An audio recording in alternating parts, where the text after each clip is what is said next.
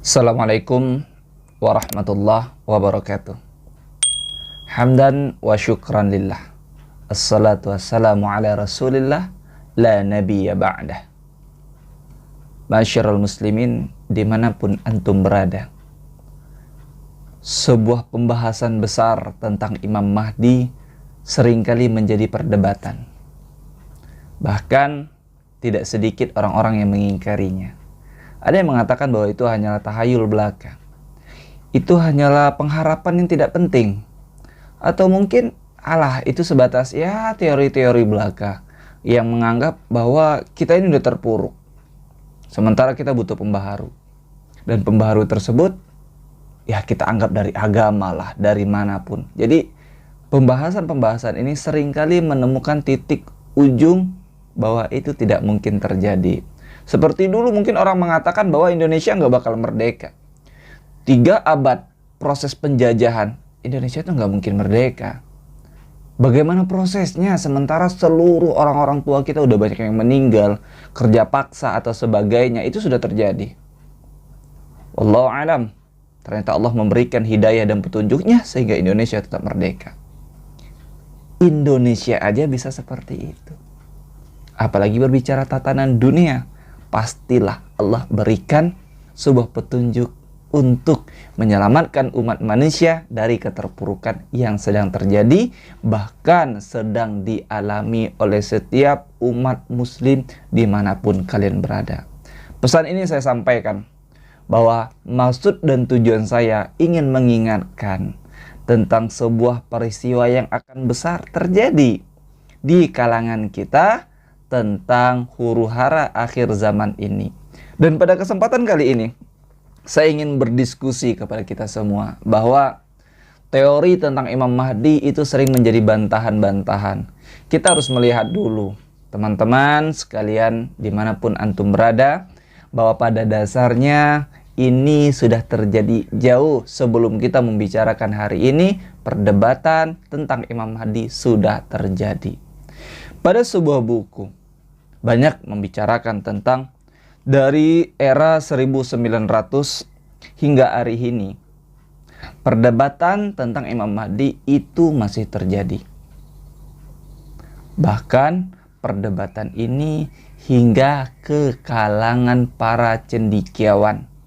Apalagi kita, orang-orang awam, kita orang masyarakat umum yang berada dimanapun kita, atas keterbatasan ekonomi dalam mendalami keilmuan, keterbatasan buku-buku pengetahuan, atau keterbatasan teknologi yang pada zaman sekarang ini, kita mengatakan bahwa nggak mungkin.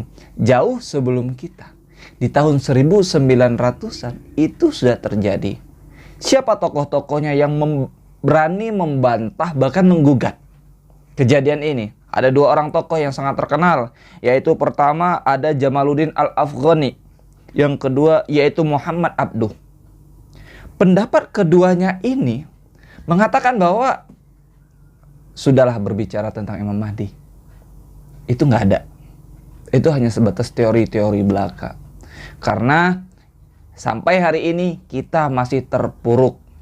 Dasar pemikiran mereka mengatakan bahwa jangan membicarakan Imam Mahdi lagi, atau seperti apapun yang kalian pikirkan tentang penyelamatan akhir zaman, jangan dipikirkan terlebih dahulu.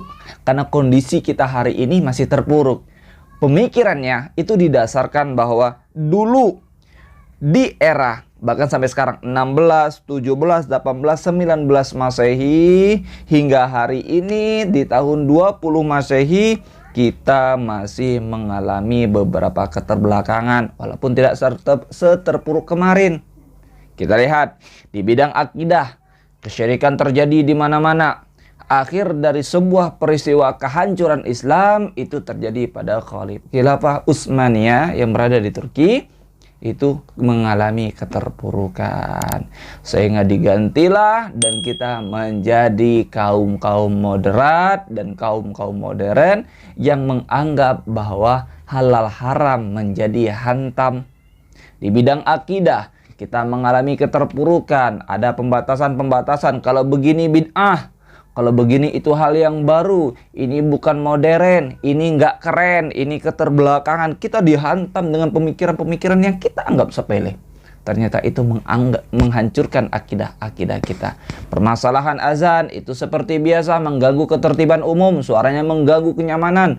Kita diganggu dengan hal-hal seperti itu.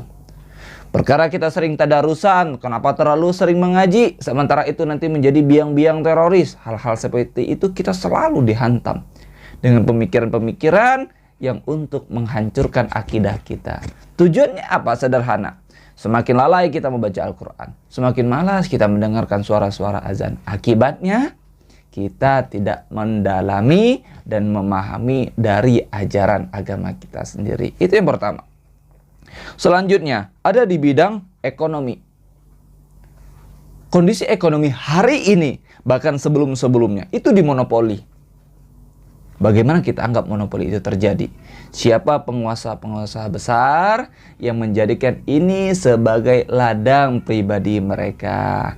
Keluarlah sebuah istilah, yang kaya semakin kaya dan yang miskin semakin miskin. Kenapa?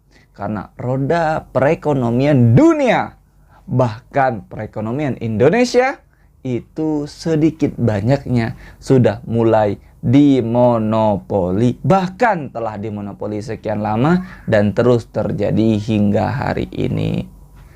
Kalau kita bertanya, bagaimana konsep Islam tentang perekonomian seperti ini? Kalau memang Islam itu benar, sederhana jawabannya, Indonesia sudah berbenah dengan Bank Syariah Indonesia. Yang dulu mungkin setiap perbankannya mereka mengatakan bahwa Mandiri punya bank syariahnya, Bank BNI punya bank syariahnya. Sementara sekarang kita sudah memiliki satu skup khusus, yaitu Bank Syariah Indonesia. Mungkin dalam pengaplikasikannya tidak seluruhnya menerapkan konsep syariah hari ini, tetapi insya Allah dalam berjalan waktu perekonomian akan stabil.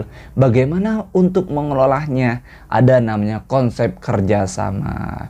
Ada dalam tatanan dan ajaran Islam bahwa tidak ada konsep monopoli di satu bidang perekonomian, sehingga semuanya menyetarakan dari yang paling kaya hingga masyarakat biasa mendapatkan fungsi dan tugasnya masing-masing, dan mereka mendapatkan bayaran yang sesuai.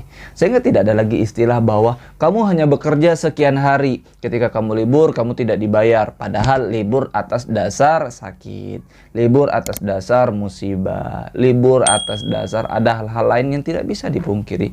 Sementara tidak mendapatkan upah atau gaji dari hal-hal yang tidak kita inginkan. Apakah itu Islam? Belum. Mungkin agamanya Islam, tetapi mereka sudah menerapkan sistem monopoli dalam sebuah pekerjaan, sehingga kita tidak merasakan lagi kenyamanan bahwa saya bekerja dalam konsep perekonomian. Saya tidak merasakan bagaimana Islam itu mengajarkan. Padahal kita sudah dicekoki dengan pemikiran-pemikiran liberal, sehingga kita tidak saling merangkul masyarakat kita. Kita tidak mengayomi, kita tidak mengajak agar stabil perekonomian. Tidak ada satu periuk dimanapun yang tidak berasap, walaupun orang tuanya sudah bekerja keras. Hari ini masih banyak hal-hal demikian. Bagaimana lagi lanjutannya sehingga Muhammad Abduh dan Jamaluddin Al-Afghani itu mengatakan bahwa dia nggak pedulilah tentang Imam Mahdi. Sebuah bidang pendidikan, keterpurukan pendidikan dari dulu hingga saat ini masih ada kesenjangan-kesenjangan.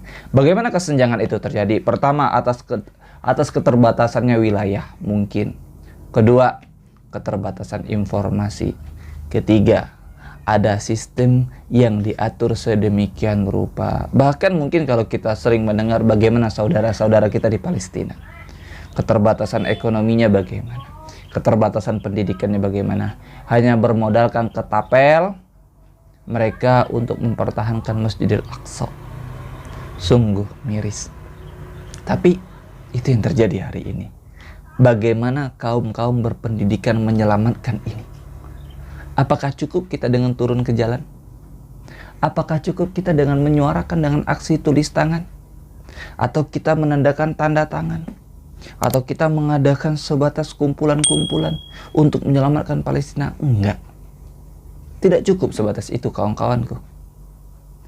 Pendidikan yang kita miliki itu harus kita fungsikan layaknya kita berpendidikan. Bagaimana contohnya? Mungkin berbicara lebih enak. Betul. Tetapi bagaimana aksi pendidikan kita yang sudah diberikan amanah? Mungkin kita memiliki relasi.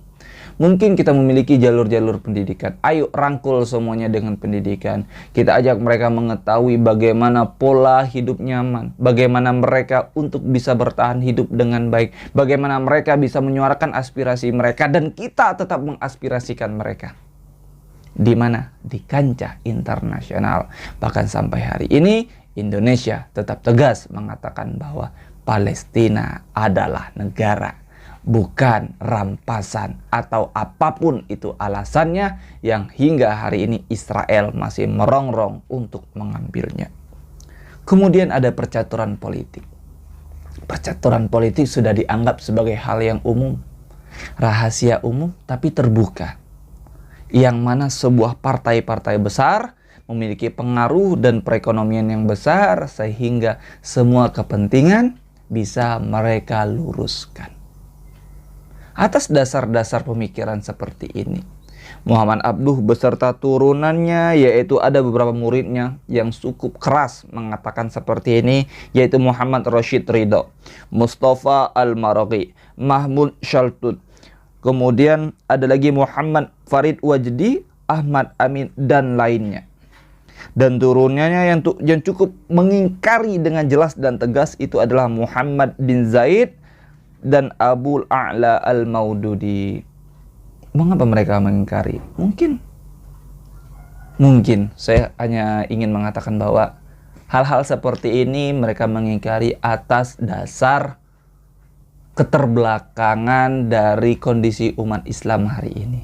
Atau mereka menganggap bahwa kita terlalu berharap sehingga ekspektasi kita tentang Imam Mahdi terlalu tinggi dan kita hanya berharap. Mungkin bisa jadi seperti itu. Cuman saya ingin merangkul kawan-kawanku sekalian dimanapun kalian berada. Ketika kita berbicara Imam Mahdi itu bukan tentang bagaimana kita menunggunya, tetapi tentang bagaimana kita mempersiapkan diri agar semua yang kita tunggu, yaitu sang penyelamat akhir zaman, Imam Mahdi kita, dan nanti akan ada didampingi oleh Nabi Isa alaihissalam untuk menyelesaikan semua huru-hara ini. Namun sebelum itu terjadi, mari kita persiapkan diri kita. Kalau kita sudah melihat keterbatasan dan keterpurukan hari ini, jangan kita menunggu lama. Ketika kita memiliki kekuatan ekonomi, ayo bantu mereka, bantu sekeliling mereka. Jangan sampai mereka kelaparan, kehausan, sementara kita di rumah masih tidur dengan nyaman. Dengan semua harta yang ada, kita melupakan tetangga-tetangga kita. Kemudian di bidang pendidikan, kita memiliki ilmu pengetahuan. Ayo rangkul kawan-kawan kita, berikan mereka tunjuk ajar bagaimana hal-hal yang kurang diinginkan, sehingga mereka bisa mengetahui dan mereka bisa mempelajari dengan baik. Generasi-generasi kita bisa terselamatkan. Apalagi hari ini banyak hal-hal bersifat narkoba, hal-hal bersifat mengarah kepada keburukan, maksiat merajalela di mana-mana. Sementara kita yang berpendidikan lupa akan tanggung jawab kita untuk menjalani pendidikan tersebut. Mungkin ilustrasi seperti ini adalah hal-hal yang umum terjadi di masyarakat. Namun jauh sebelum itu saya ingin mengatakan bahwa mari kita persiapkan diri kita. Kalau masih memperdebatkan, itu tidak dipungkiri bahwa sebagian umat Islam kita menganggap hal-hal seperti ini adalah hal-hal yang sepele, bahkan mungkin hanya isapan jempol belaka. Tetapi jauh di dalam itu kita mempercayai rukun iman kita tentang adanya hari akhir. Sehingga ketika kita sudah mendalamin itu dan kita meyakini itu, insya Allah kita bukan hanya berbicara tentang Imam Mahdi, tetapi kita berbicara tentang husnul khotimah, akhir yang baik. Demikian yang dapat saya sampaikan. Lebih dan kurang saya mohon maaf. Kepada Allah saya mohon ampun. Kepada manusia saya memohon maaf. Usikum wa nafsi bitaqwallah. Assalamualaikum warahmatullahi wabarakatuh.